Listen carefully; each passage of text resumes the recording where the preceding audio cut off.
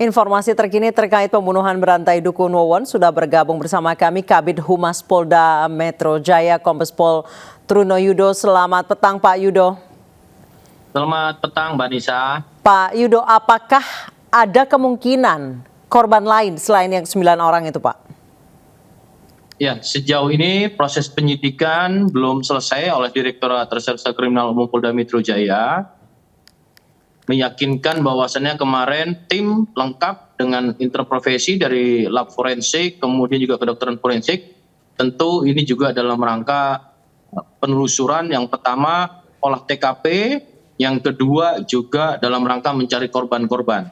Ini yang paling utama. Kemudian yang kedua juga tim juga masih turun juga untuk mencari kemungkinan alat-alat bukti yang mengarah kepada apakah partner in crime dari ketiga pelaku ini masih ada. Namun sejauh ini perkembangannya masih sama, yaitu 9 korban meninggal dunia, ya, termasuk Bekasi, Cianjur, dan kemudian yang di Garut. Namun perkembangannya juga ada satu yang dikonfirmasi langsung antara korban selamat atas nama Ujang Jainal yang juga beralamat di Cianjur, kebetulan adalah tetangga daripada salah satu tersangka atau Solihin dan Dullah atas nama pelaku tersebut. Namun demikian, ini juga ada yang perlu didalami oleh penyidik, motif apa kembali yang selain daripada korban anak-anak, motifnya apa, kalau memang ekonomi kenapa ada anak-anak, ini juga ada lagi satu yang tentunya penyidik masih intens bekerja keras. Baik, Pak, untuk motif pembunuhan sendiri itu para korban ini berkomplot membunuh karena tindakan kriminal lainnya diketahui atau memang mereka membunuh ya untuk kepuasan pribadi? Sejauh ini Mbak Nisa, untuk kasus yang awal adalah keracunan, ternyata patut diduga adanya suatu perbuatan pidana atau pembunuhan, ya. Ini berdasarkan keterangan tersangka sementara ya yang diambil adalah motifnya memang karena mengetahui perbuatan terdahulu. Artinya Bekasi ini adalah TKP setelah Cianjur. Oke. Nah, salah satu kita bisa lihat family tree-nya yang bisa kita lihat, yaitu Wawon adalah merupakan suami dari salah satu korban yang ada di Bekasi, yaitu atas nama Maimunah, dan juga salah satu pelaku atas nama Dede itu juga merupakan family tree yang memang merupakan ipar dari almarhum yang adiknya dinikahi oleh Dede. Baik. Jadi sejauh ini terus kita dalami, Mbak Anissa. Baik.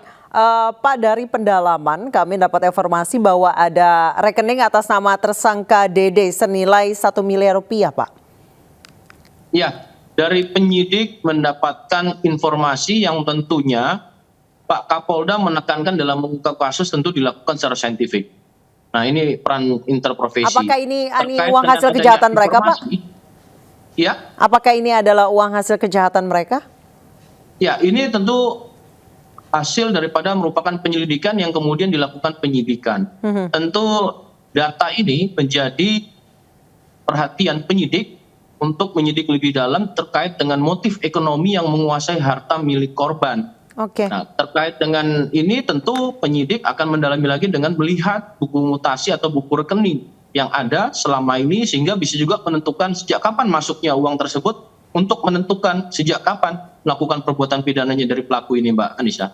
Baik, Pak, kemudian salah satu tersangka yang juga korban yaitu Dede. Itu mengapa akhirnya Dede juga ikut keracunan?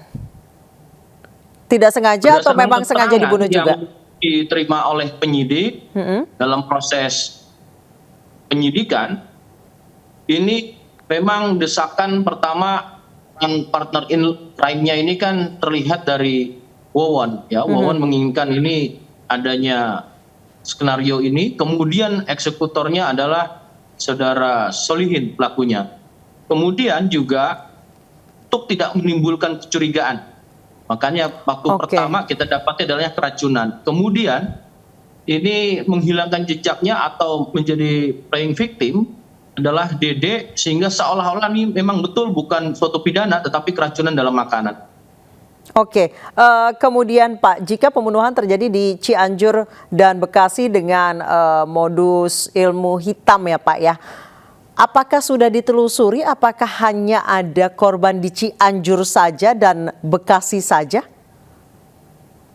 Penyidik belum berhenti Mbak Anissa, makanya kemarin itu masih di Cianjur, tugasnya penyelidikan dan penyidikan itu untuk mendalami apakah masih ada korban lain ataukah Baik, masih juga ada partner in crime-nya bagi 3 pelaku lainnya. jadi pengembangan akan dilakukan selain untuk mencari partner in crime juga apakah ada daerah lain yang sudah menjadi korban Betul, Wawon ini ya Pak ya? betul sekali Mbak Anissa. Terus kita telusuri dan belum berhenti sampai di sini penyidik. Siap, baik. Terima kasih Pak Kombes Pol Truno Yudo, Kabid Humas Polda Metro Jaya telah bergabung bersama kami di Newsroom Weekend. Selamat petang Bapak.